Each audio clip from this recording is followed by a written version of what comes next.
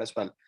So with that, good morning, good afternoon, good evening, everyone. And I won't say good night. I want to keep all your eyes open and keep your mind open as well. So because you cannot learn everything by yourself. So we have got a lot of expertise down the line, and they are going to share their experiences also, and it's going to be awesome. So, and myself, Ram Kumar, and I'm the delivery manager in Presidio. So Presidio is one of the HashiCorp partners, and they do run 70 plus sales offices in US, and they have delivery operations in US, India, and also pitching in UK and other regions as well. So apart from technology, I do even help on consulting firms on achieving high potential for their 360 degree at free of cost, and also I do run NGOs and help people and help community to learn and grow together as well. So with that, so we have our interesting speaker today. The next short session is by Prakshi, and she is from Epishos, and she's an big data architect, and she's going to talk about some of the technical depth in ML and how we can achieve and resolve and reduce those things in Terraform and automation. So I want to leave you with a thought. So always look before you leave. So this is what we have learned from the childhood. So Prakshi is the one who is going to help us in achieving MLs and Terraform automation for us to focus on look before you leave in the stage. So thanks again, Prakshi, and it's all yours for next 15 minutes. We are excited. Thanks, Ram, for the introduction. Hello, everyone. So I'll start sharing my screen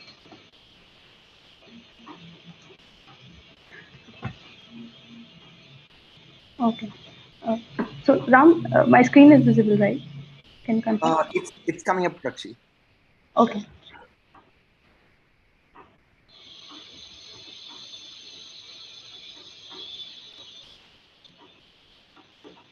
Is it there now? Still loading. Okay. Let me know.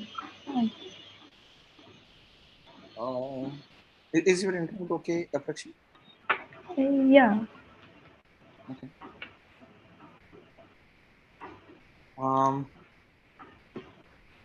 Yes. It's coming up. Maybe any of us can share as well. If you could share the deck.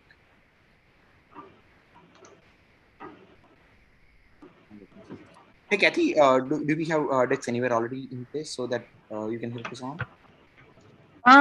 Yeah, Prakshi, if you can maybe click share screen one more time, and let's try to restart the process. And then if it doesn't load, I'll just have you link me to your slides and I can share my screen, and we'll go with that. Let's try this one more time. Yeah. See, interesting. This is a new Zoom problem for me. I have not run into this. Yeah, it's still not loading. Prakshi, is it Google Slides? Yeah. Okay, if you could just create a share link, then I'm happy to do your slides for you, and I can share my screen. Sure. I might need your help with telling me when to switch slides, but I think that'll be okay. Sure. So I've dropped the link into chat. Awesome. I see it. Let me get it opened up. I'm gonna make this its own window so that I don't have to share with everyone how many open tabs I have right now. I'm not surprised, Kathy, based on the connection. Yeah. Yeah. Okay. Let's see. Let me share my screen. Can everyone see my screen now? Yes, Katie, we can see that. Awesome. Okay, let me click. Reducing technical debt. Pardon. I meant I clicked share and I meant to click present. Okay. Present. Okay, Prakshi, I'm gonna be your slide coordinator today. Thanks, Katie. Thanks for the quick help. Yeah. So hello, everyone. Welcome to my talk entitled Reducing Technical Debt for ML Platforms with Infrastructure as Code. So here is a little about me before we hop on to the talk. Katie, we can move to the next slide. Yeah. So I work as a senior data engineer for Episodes on their NLP team. Personally, I love to architect software and design data handling pipelines. My LinkedIn handle is @Prakshi. Feel free to reach out if you have any questions around the content that I presented. Next, please. So agenda for today's talk is that we'll first start with defining what is technical debt and how can the CI/CD and MLOps help us to reduce that technical debt, especially into the ML systems. Why infrastructure as code is a necessity, and how did we develop MLOps at Episodes, and what are the solutions that we have for our team. Next. So technical debt. What is technical debt? So whenever you find yourself in a situation saying that let us release it now, we can fix it later, or we can find a better way to do it at a later point of time. So that is where one instance where you may be introducing technical debt in your systems. So next, please. Yeah. So technical debt is essentially the coding that you have to ultimately do it tomorrow or into the near future, because that is something that you left out uh, just to meet maybe some deliverable or a deadline. But to improve the processes in the future time, you have to improve. You have to do that coding in the future. Yeah. Next. So here I've taken a very small reference and also something that is related to how we are handling the ML systems in our team. So if you don't have enough automations in the place, if you don't have good CI/CD processes built around your systems, then introducing a new change or bringing up a new project can take up a lot of time. So here, at Episodes, our NLP engine takes in up to 15 machine learning to deep learning models to bring out the inference output. Now, so it means that whenever a new machine learning model that has to be integrated into the pipeline, if the whole process is not automated, then that can add up to a lot of delay. Next. So that's why where we see that why making CI/CD a priority is important. So then we decided on making up CI/CD process so that they can act as a gatekeeper to both our production and the dev environment. And the process should improve the developer experience, as in when we have machine learning models that are being trained, now that has to be put into a development to a testing environment. So once that is into the testing environment, the data scientists on the team should only worry of pushing their Docker file to the environments and not about the infrastructure that will provision that ML model for the testing purpose. So the processes should enable to help us to ship faster, ship consistent code, and ship without fear. And in ML system, there are times then when you want to have different releases for your machine learning APIs, so that also has to be done in a pretty automated manner. Next, Katie. Yeah. So this was all about why CI/CD systems are CI/CD processes are important. But when it comes to ML system, there are some additional components that have to be built, and that falls under the domain of MLOps. When your machine learning model is ready, the next step is that you have to push the all model artifacts to your long-term storage system. So in our case, since we are on AWS cloud, we use AWS S3 for that. You have to run basic checks around your model and then generate the reports to see if that model can be put up to the testing environment. Now, when you are ready to put up your model to a testing environment, you have to deploy it. And then once that is deployed, stress testing would be done now, and tests would be done to evaluate the model performance, see how much computational resources requirement are there. And once the testing is completed, the next step would be to deploy that model to a production environment. Now that deployment can be a canary type, or we can do the full deployment whenever required. Next, please. Yeah. So we have seen why CI/CD is important, and then where the MLOps is getting integrated for ML systems. Now, as we know, when we have to provision this test environment, and we have to keep this test environment as same as the production environment. So there would be a lot of infrastructure that would be involved. So that's where we decided by putting up all our infrastructure as code into our GitHub repositories, and that would be maintained through the whole version system. So infrastructure as code is required. So automation and versioning are features of infrastructure as code, but they are not the reasons why needed. So the reasons why we need IAC is that if you have ever tried to maintain up an environment that was created manually, then you would know that how much confidence will you have in even pushing up a single change, even pushing up a single environment value change. You never know how would that result in, and would you be able to roll out to the previous environment, and what if the architecture is in a present state, how that architecture come to that present state, and what were the changes involved. So IAC provides you with building up and deploying with confidence. If you want to make mirror of your environments, that's where IAC can help you.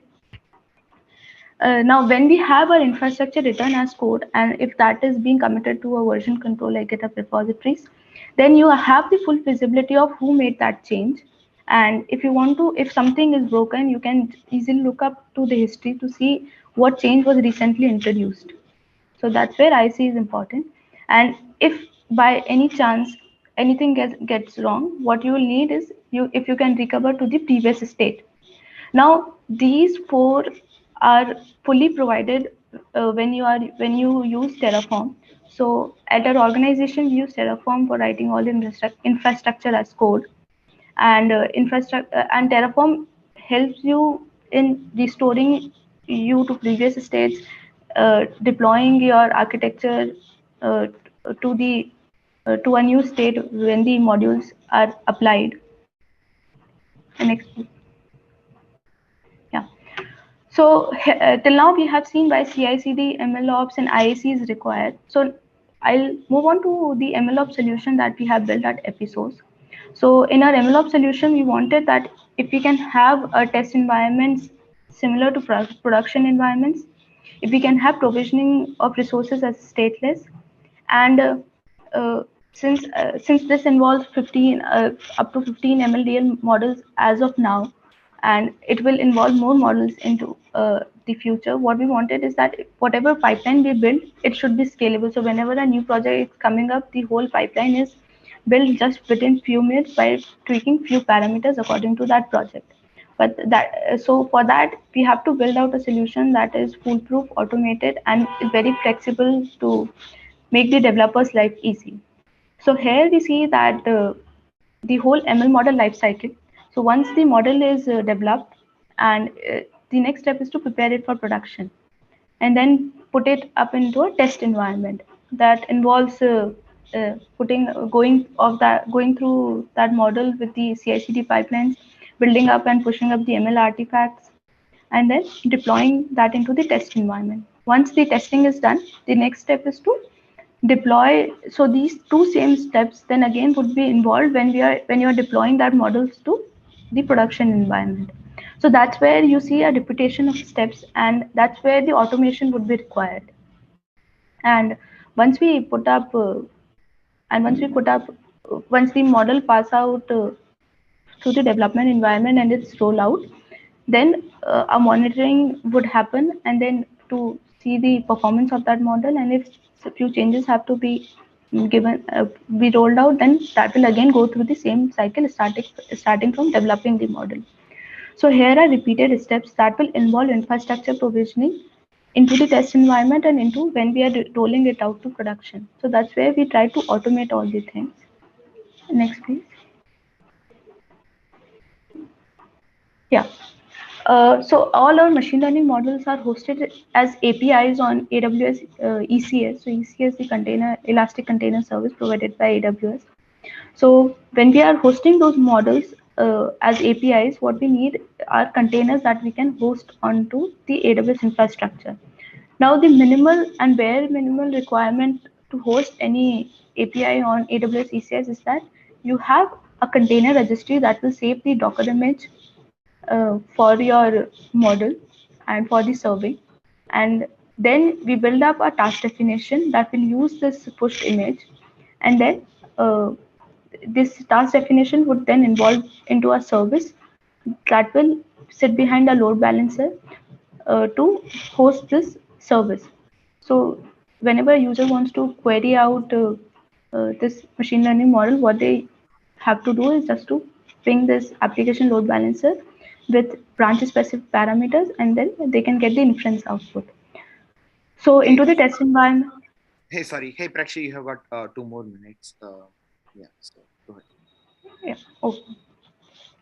So into the test environment, what we want is that we want this the task definition service and the image to be pushed whenever a user is pushing up change into the into a GitHub branch of a repository. Next, please. So there are two GitHub Actions workflow that we have built. So whenever a developer opens a PR against the develop branch, the image from that our Docker image is being built from the code base that is pushed into the feature branch.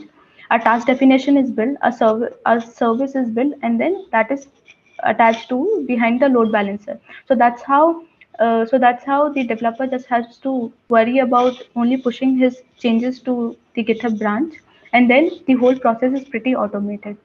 And we have also one more action that destroys this whole infrastructure whenever a PR is closed to keep our AWS environment clean and out of stale resources.